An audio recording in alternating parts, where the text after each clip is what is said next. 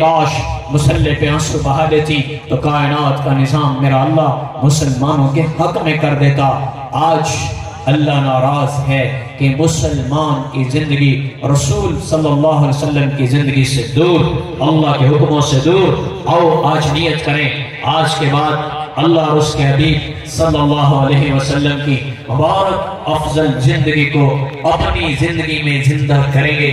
میرا آپ کا پہلا اور آخری مقصد اللہ راضی ہو جائے۔ دنیا ضرورت ہے، مل گئی تو ٹھیک، نہ ملے تب بھی ٹھیک، لیکن اللہ کو راضی کرنا میرا آپ کا پہلا اور آخری مقصد ہو۔ کہ آج کے بعد اللہ کو ناراض نہیں کرنا، جس اللہ نے ہمارے لیے بخشش کے بہانے بنا ہے۔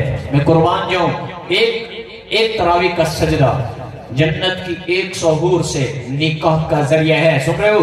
وَزَّوَجْنَاهُمْ بِحُورٍ عِينٍ، جنت کی 100 حور سے نکاح کرنے کا ذریعہ تراویح کا سجدہ ہے۔ یہاں 1 سے شادی، 2 سے 3 سے 4، 4 کے بعد چھٹی، اور 4 چھوڑو، یہاں تو دوسری کوئی نہیں کرنے دیتا۔ ہمارے معاشرے میں تو اس کو عیب بنا دیا گیا ہے۔ کتنی بیوہ خاتون، کتنی متعلقہ عورتیں بیٹھی ہیں اور شادی کرنے کے لیے تیار نہیں ہیں۔ اچھا اس کے ساتھ 2 بچے ہیں، 1 بچہ ہے، ہم نہیں کر سکتے، کسی اور کو دو۔ اور جو کرنا چاہ رہے ہوتے ہیں ان کو یہ معاشرہ انہیں تانا دے دے کے مارنے کے لیے تیار بیٹھا ہے۔ یہاں تو کوئی دوسری نہیں کرنے دیتا۔ اور آگے دیکھو، وَزَّوَجْنَاهُمْ بِحُورٍ عِينٍ لَمْ يَطْمِثْهُنَّ إِنسٌ قَبْلَهُمْ وَلَا جَانٌ فَبِأَيِّ آلَاءِ رَبِّكُمَا تُكَذِّبَانِ حُورٌ مَقْصُورَاتٌ فِي الْخَيَامِ فَبِأَيِّ آلَاءِ رَبِّكُمَا تُكَذِّبَانِ۔ جو ایسی خوبصورت بیویاں جنہیں کسی آنکھ نے دیکھا نہیں، جن کی آواز کسی انسان اور جن نے سنی نہیں، جو اپنا دوپٹہ ہوا میں لہرائے پوری کائنات معطر ہو جائے، جو زندہ سے بات کرے ان کے کلیجے پھٹیں، مردوں سے بات کرے وہ قبروں سے کھڑے ہو جائیں، اپنا لعاب دہن، اپنا تھوک سمندر میں ڈالے، 7 سمندر میٹھے ہو جائیں، جو ایک قدم پر 1 لاکھ انداز دکھائے، جو اپنی انگلی ہوا میں لہرا دے، سورج کے سامنے کرے، سورج اس کے پورے کی روشنی سے ماند پڑ جائے۔ ایسی خوبصورت بیویاں جن کی تاریخ احادیث میں آئی، قرآن میں آئی، وہ خوبصورت بیویاں اللہ نے مسلمانوں کے لیے آگے بنا کے رکھی ہوئی ہیں۔ عنبر، یاقوت، زعفران، مشک، کستوری، ان چیزوں سے تعمیر کی گئی وہ خوبصورت جنت کی عورتیں ایک تراویح کے سجدے پر، اللہ اکبر، اتنا انعام کون دے سکتا ہے؟ ہمیں نظر نہیں آتا، چونکہ جنت پوشیدہ ہے، نظروں سے میرے رب نے چھپا دی ہے، اس لیے ہمیں کچھ نظر نہیں آتا۔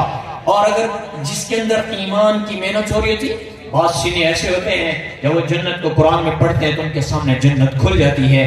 بعض ایسے لوگ ہوتے ہیں جو حدیث کے فضائل، جنت کے فضائل حدیث میں پڑھتے ہیں، ان کے سامنے آسمان کے دروازے کھل جاتے ہیں۔ ایسے لوگ بعض ہیں دنیا میں جن کی کھلی آنکھوں سے انہوں نے اللہ کا دیدار بھی کیا، کھلی آنکھوں سے انہوں نے جنت کو بھی دیکھا ہے، ایسے بھی لوگ ہیں۔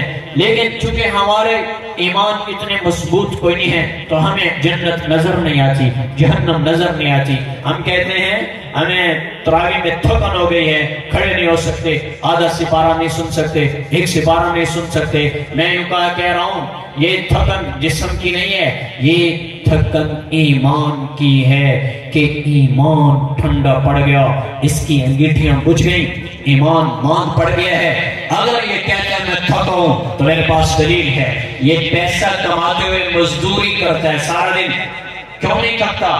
یہ فیکٹری میں کام کرتا ہے، کیوں نہیں تھکتا؟ یہ سارا دن ذمہ دار ہل چلاتا ہے، بیج ڈالتا ہے، ٹریکٹر چلاتا ہے، کیوں نہیں تھکتا؟ یہ سارا دن بازاروں میں کام کرتے ہیں، کیوں نہیں تھکتے؟ پولیس کا والے ہونے کے روپ میں سارا دن کھڑے ہو کر چوک میں اشارے کرتے، کبھی ادھر کبھی ادھر، یہ کیوں نہیں تھکتا؟ سارا دن فوج والا کھڑے ہو کر گارڈ کرتا ہے، وہ کیوں نہیں تھکتا؟ مکھی کی کھلانے کی اجازت نہیں ہوتی گارڈ میں، چونکہ میں آرمی سے آیا ہوں، ویسے بارڈر گارڈ پہ ساکن ہو کے کھڑا ہوں، جیسے بدھ کھڑا ہو اس انداز میں کھڑا ہونا پڑتا ہے، اور مسلسل 2 گھنٹے حرکت کرنے کی اجازت نہیں ہوتی۔ یہ کیوں نہیں تھکتا؟ پتہ ہے پیسہ آئے گا، نفع آئے گا، تنخواہ آئے گی، گھر آئے گا، پاؤنڈ آئے گا، یورو آئے گا، پیسے آئیں گے، اس کی دوڑ میں یہ تھکن محسوس نہیں کرتے۔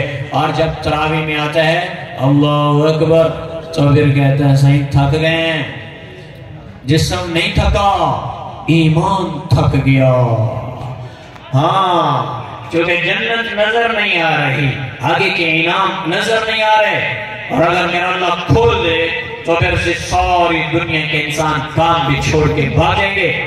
انہیں دوڑ لگے گی کہ ہاں اب جنت نظر آئی ہے. بھائیو ایمان کی نظروں سے جنت کو دیکھو, ایمان کی نظریں کھولو, اندر کی آنکھ کھولو تاکہ ہم پر کھل جائے کہ اللہ کا دیدار, اس کے رسول کا دیدار اور جنت کی اعلیٰ نعمتیں ہمارے لیے منتظر ہیں. اپنی زندگیوں کا رخ بدلیں. تراویح کا ایک سجدہ جنت کی 100 حور سے نکاح کا ذریعہ, تراویح کا ایک قیام, تراویح کا ایک قیام 1500 درجات اور نیکیاں بلند کرنے کا ذریعہ ہے. اس نفع کی طرف مسلمان کوئی نہیں دوڑ رہے.